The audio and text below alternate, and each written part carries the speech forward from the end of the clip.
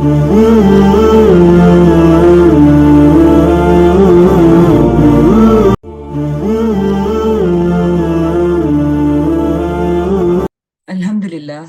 الحمدللہ رب العالمین الصلاۃ والسلام علی محمد الامین اعوذ باللہ من الشیطان الرجیم بسم اللہ الرحمن الرحیم ربی اشرح لی صدری ویسر لی امری واحلل عقدۃ من لسانی یفقہوا قولی سبحان اللہ و بحمدہ سبحان اللہ العظیم سبحان اللہ و بحمدہ سبحان اللہ العظیم سبحان اللہ و بحمدہ سبحان اللہ العظیم۔ یا اللہ، قرآن سمجھنے کی کوشش کر رہے ہیں، اس میں برکت ڈال اور ہمارے لیے آسانیاں کر دے، اور اس پر عمل کرنے کا بھی ہمیں توفیق عطا فرمانا۔ تو ہم نے ابھی تک جو پڑھا ہے اس میں آخری بات جو چل رہی تھی وہ یہ تھی کہ جو آخری بات کہی وہ نبی پاک صلی اللہ علیہ وسلم کو تسلی کی تھی کہ اگر یہ تمہاری دعوت قبول نہیں کرتے نا اور یہ اپنی ہی حماقتوں میں مبتلا رہنا چاہتے ہیں تو انہیں ان کے حال پہ چھوڑ دو اور مطمئن رہو کہ ان کا فیصلہ اب اللہ کے ہاتھ میں ہے، اور وہ ہر ان کے قول اور فعل کو دیکھ رہا ہے، اور ہر ایک کے ساتھ وہ وہی معاملہ کرے گا جس کا وہ مستحق ہوگا۔ تو یہ نبی پاک صلی اللہ علیہ وسلم کو تسلی بھی تھی، اور ان کو ایک شدید قسم کے عذاب کی خبر بھی تھی۔ تو اب تسلی کے بعد پھر بنی اسرائیل کو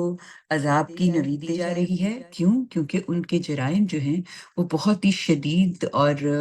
شدید نوعیت کے ہونے کے ساتھ ساتھ ایسے تھے کہ جن پر بنتا تھا کہ انہیں عذاب دیا جائے۔ تو اللہ پاک فرماتے ہیں، بسم اللہ الرحمن الرحیم، سو ان لوگوں کو ایک دردناک عذاب کی خوشخبری سنا دو، یہ جو اللہ کی آیتوں کا انکار کرتے رہے اور اس کے پیغمبروں کو ناحق قتل کرتے رہے اور انہیں قتل کرتے رہے جو لوگوں میں انصاف قائم رکھنے کی دعوت دیتے تھے، یہی ہیں کہ جن کے اعمال دنیا اور آخرت دونوں میں ضائع ہوئے اور اب ان کا کوئی مددگار نہ ہوگا۔ اور یہ جو باتیں کی گئی ہیں نا، یہ حرف بحرف پوری ہونے والی پیشن گوئی تھی۔ ان کی جو ظلم ہے، جو ان کی انتہا کی بڑی ہوئی نافرمانیاں، استکبار اور تکبر تھا، اس میں نہ صرف یہ کہ وہ حق کا انکار کر رہے تھے، آیتوں کا انکار کر رہے تھے، بلکہ وہ پیغمبروں کو قتل کر رہے تھے، اور پیغمبروں کو قتل بھی کر رہے تھے، نہ حق قتل کر رہے تھے، یعنی کوئی خطا نہیں تھی ان کی طرف سے، اور پھر ان کو بھی قتل کر رہے تھے جو لوگ انصاف کا ساتھ دے رہے تھے یا انصاف پہ کھڑے تھے۔ تو بتایا کہ ان کا اب کوئی مددگار نہ ہوگا۔ اس کے بعد فرمایا، تم نے دیکھا نہیں ان لوگوں کو جو کتاب سے بہرہ یاب ہوئے؟ یہ ایک قسم کا جب آپ اظہار تعجب کر کے کسی جملے کو سٹارٹ کرتے ہیں کہ تمہیں پتہ نہیں، جس میں پتہ ہوتا ہے کہ اس کو پتہ ہے، اور لیکن اس کو اپنے تعجب کے ساتھ اس کو ایک وارننگ دی جا رہی ہوتی ہے۔ تو اسی اسلوب میں اللہ تعالیٰ فرما رہے ہیں، تم نے دیکھا نہیں ان لوگوں کو جو کتاب سے بہرہ یاب ہوئے، انہیں اللہ کی کتاب ہی کی طرف بلایا جا رہا ہے کہ ان کے درمیان اختلاف کا فیصلہ کر دے، پھر دیکھا نہیں کہ انہی میں سے ایک گروہ اس سے منہ پھیر کتاب تھی، تو کہا پھر یہ منہ پھیرنے والے بن گئے۔ تو انہیں تو سب سے پہلے ایمان لانا چاہیے تھا۔ اس کے بارے میں نا امین احسن اصلاحی صاحب نے اس کے اوپر ایک پورا چھوٹا سا پیرا ہے جو لکھا ہے، جو میں آپ کو پڑھ کے سناتی ہوں۔ ان لوگوں کے لیے جو تورات اور انجیل کو جانتے اور مانتے ہوں، قرآن کا پہچاننا کوئی مشکل نہ تھا، بشرطے انہوں نے اپنی آنکھوں پر تعصب اور ضد کی پٹیاں نہ باندھ رکھی ہوں۔ جب انسان تعصب اور ضد کی پٹیاں باندھ لے تو پھر کچھ سمجھ نہیں آتی۔ جس کتاب کے ابتدائی ابواب انہوں نے پڑھے ہوں، جس کے اندر اسلوب مزاج سے وہ آشنا ہوں، تو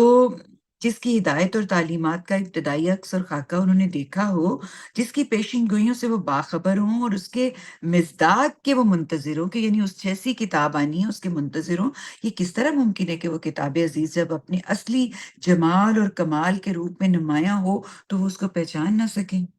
پھر کس قدر تعجب کی بات ہے کہ اہل کتاب نے ان سے منہ موڑا اور جان کر انجان بن گئے۔ پھر فرمایا، ان کی اس رویے کی وجہ یہ ہے کہ ان کا کہنا ہے کہ دوزخ کی آگ تو ہمیں بس گنتی کے چند دن ہی چھوئے گی، اور اس کے رویے کی وجہ یہ ہے کہ اس طرح کی باتیں جو گھٹتے رہے ہیں، انہوں نے دین کے معاملے میں انہیں دھوکے میں ڈال دیا، اور اس کے لیے اللہ تعالیٰ نے پھر ان کو فرما دیا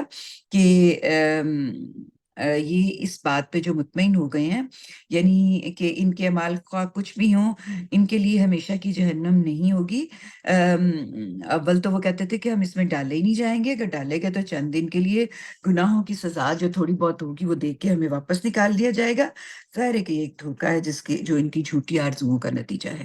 بتایا لیکن کیا بنے گا اس وقت جب ان کو ہم ایک ایسے دن کی پیشی کے لیے اکٹھا کریں گے جس کے آنے میں کوئی شبہ نہیں، جو ہر صورت میں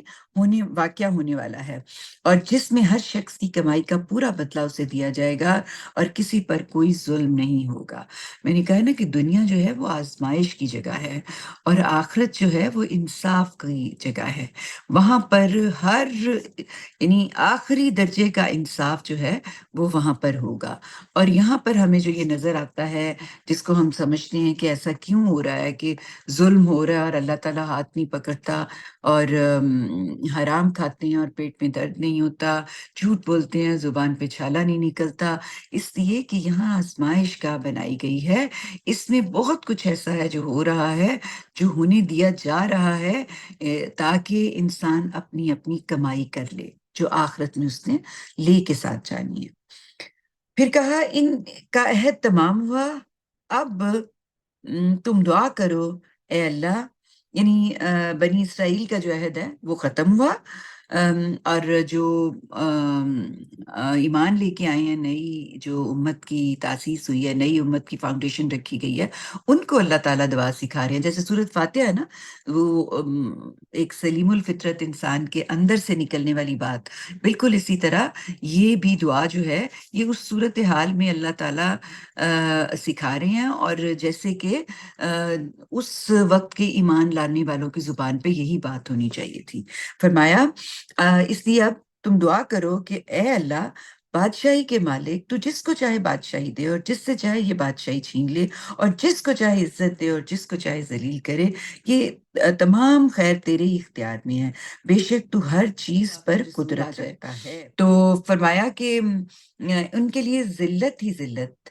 ہے، چنانچہ وہ اس دنیا میں اب اگر رہیں گے تو بنی اسماعیل کے محکوم ہو کر رہیں گے، اس کے سوا جینے کی کوئی صورت ان کے لیے باقی نہیں رہی۔ اور پھر یہی نہیں، اس بشارت کے ساتھ ایک عظیم نصیحت بھی اس دعا میں پوشیدہ ہے کہ بنی اسماعیل بادشاہی کو اپنا استحقاق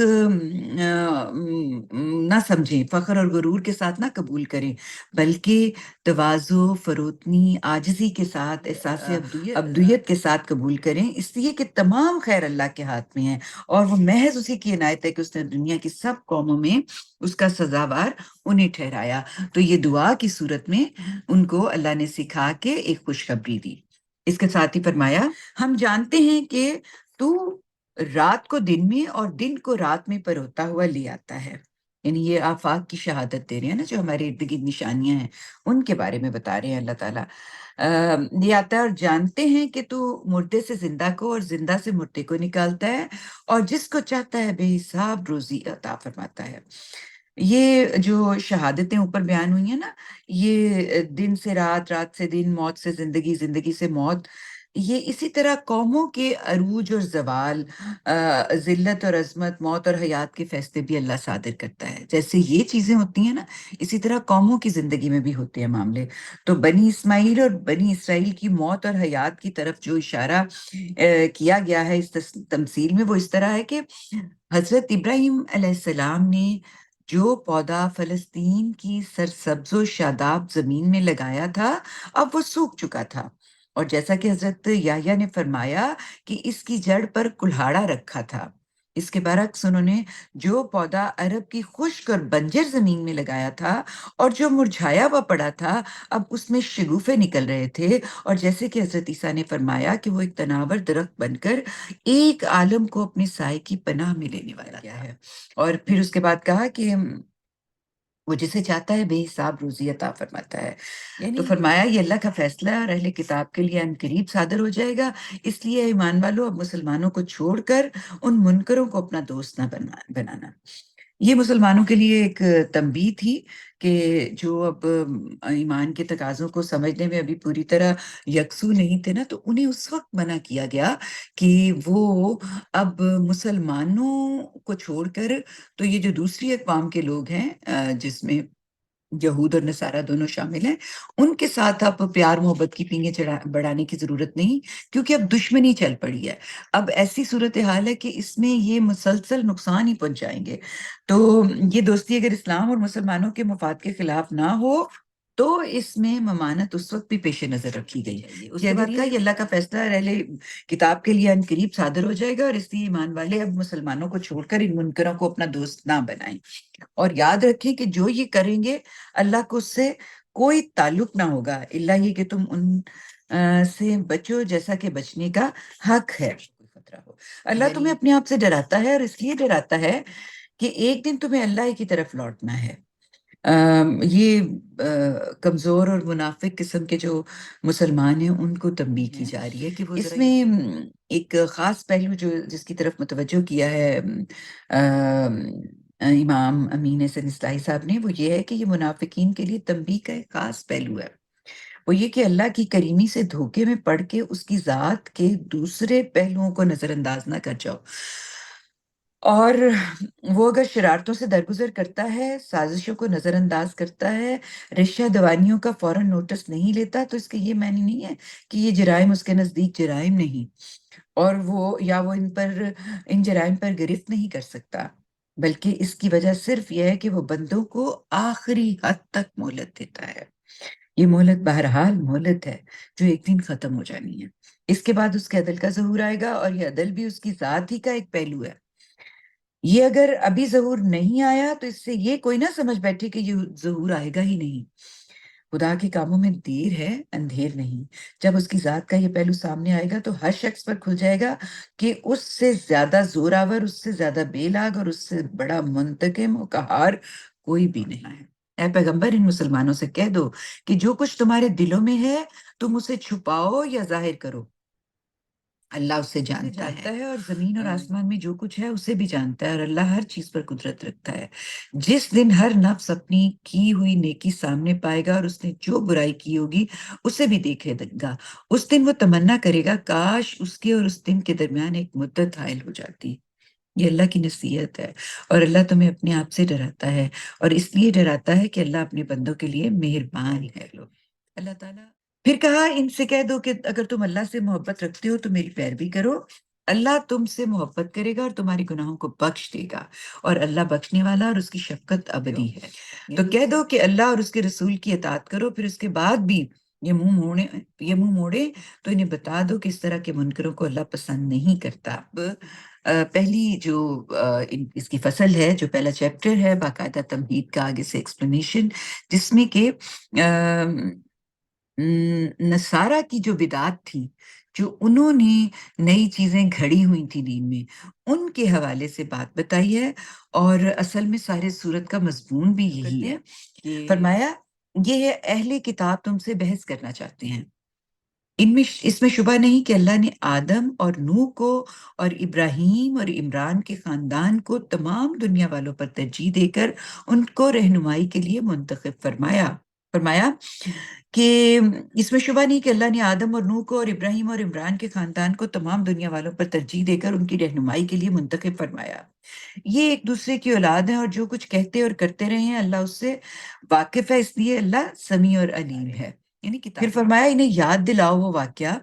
جب عمران کی بیوی نے دعا کی کہ پروردگار، یہ میرے پیٹ میں جو بچہ ہے اس کو میں نے ہر ذمہ داری سے ادا کر کے آزاد کر کے تیری نظر کر دیا کرنے کے لیے کہا۔ بنی اسرائیل میں کسی بچے کو اللہ تعالیٰ کی نظر کرنے کا مقصد یہ ہوتا تھا کہ اسے بیت المقدس کی خدمت میں لگا دیا جائے، اور اس پر کھانے کھلانے کمانے اس کی ذمہ داری جو ہے وہ نہیں ڈالی جائے گی۔ تو یہ ایک پریکٹس تھی جو ہو رہی تھی، تو انہوں نے یہ سوچا کہ میرے ہاں بیٹا ہوگا۔ عام طور پر ہوتا یہی تھا کہ بیٹوں کو اس کام کے لیے لگایا جاتا تھا، کیونکہ اس کام کا جو تقاضا تھا وہ اس طرح تھا کہ دن رات کی ڈیوٹی کرنی، اور اس میں اپنے آپ کو ڈیٹیچ کر لینا ہے دنیا سے، کمانے اور کھانے اور خاندان پالنے کی بہت سارے جو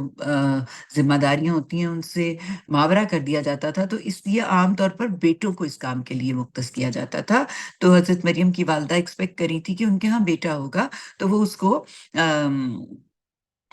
دے دیں گی، نظر کر دیں گی۔ پھر جب اس نے جنا تو بولی کہ پروردگار، یہ تو میں نے لڑکی جان دی ہے، اور جو کچھ اس نے جانا تھا اللہ کو اس کا خوب پتا تھا۔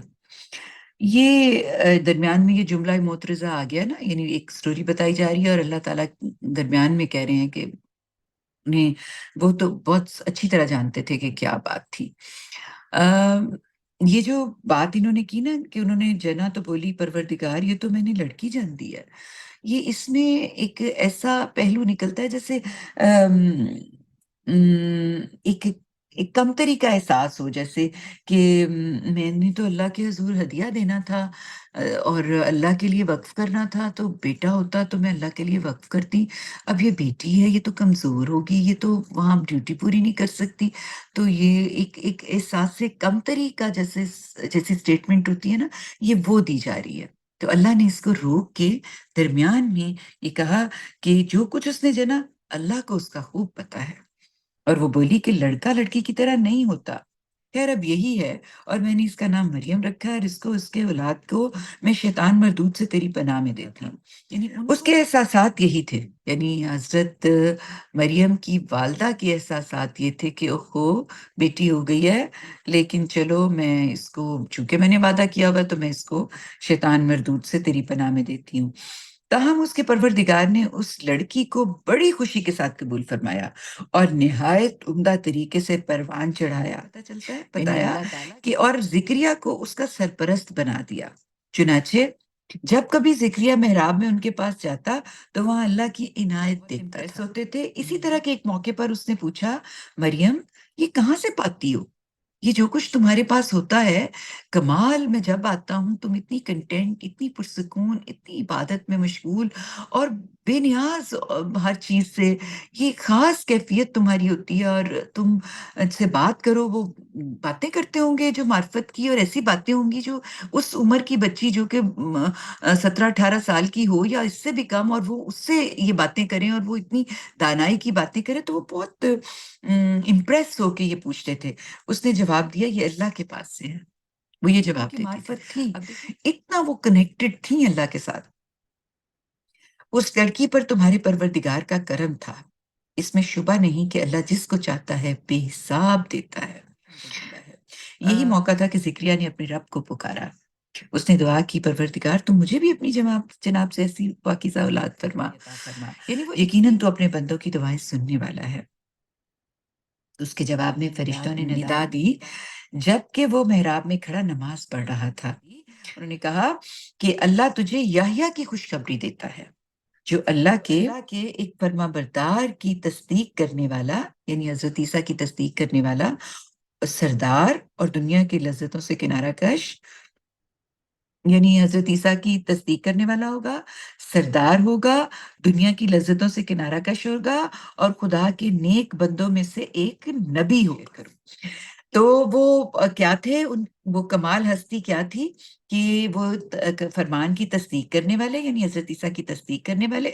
سردار، لیڈر، حکمران تمام، اور سردار بھی ایسے سردار نہیں، سرداری جن کو لگے سرداری، سرداری ان کی وجہ سے قابل بنے، نہ کہ وہ سردار ہو کے قابل بنے، اور دنیا کی لذتوں سے کنارہ کش اور خدا کے نزدیک بندوں میں سے ایک نبی۔ اس نے تعجب سے پوچھا پروردگار میرے ہاں لڑکا کہاں سے ہوگا، میں تو بوڑھا ہو چکا ہوں، میری بیوی بھی بانجھ ہے۔ فرمایا اللہ اسی طرح کرتا ہے، جو چاہے وہ اسی طرح کرتا ہے، یعنی اسباب تو محض ظاہر کا پردہ ہے، اصلی چیز تو یہ ہے کہ اللہ تعالیٰ جس چیز کا ارادہ کر لیتے ہیں تو وہ چاہے تو دریا کو سیراب کر دے، چاہے تو صحرا کو پانی بنا دے، اس کے لیے کیا مشکل ہے۔ کہ آج بڑی کہیں ایسا نہ ہو کہ میں اپنے ہی گنبد دل کی صدا اور اپنی ہی آرزوؤں کے ہجوم میں شیطان کا کوئی القا کیا ہوا بات ہے جس کو میں سمجھ بیٹھوں کہ یہ فرشتوں کا القا ہے، یعنی وہ یہ سمجھ رہے تھے کہ کہیں یہ میرا، چونکہ میں بہت چاہ رہا ہوں نا، تو کہیں یہ میرا گمان ہے جو مجھے اس طرح لگ رہا ہے، تو یا اللہ تو مجھے کوئی نشانی دے کہ مجھے پکا پتا ہو کہ یہ مجھے شیطان نہیں بتا رہا بلکہ یہ مجھے الہام ہے جو تیری طرف سے آ رہا ہے۔ تو انہوں نے کہا فرمایا تمہارے لیے نشانی یہ ہے کہ 3 دن تک تم لوگوں سے اشارے کے سوا کوئی بات نہ کر سکو گے۔ ہاں، تسبیح، تحلیل البتہ کر سکو گے، لہٰذا یہ دن اسی طرح گزارنا اور اس دوران میں اپنے پروردگار کو بہت یاد کرنا اور صبح اور شام اس کی تسبیح کرتے رہنا۔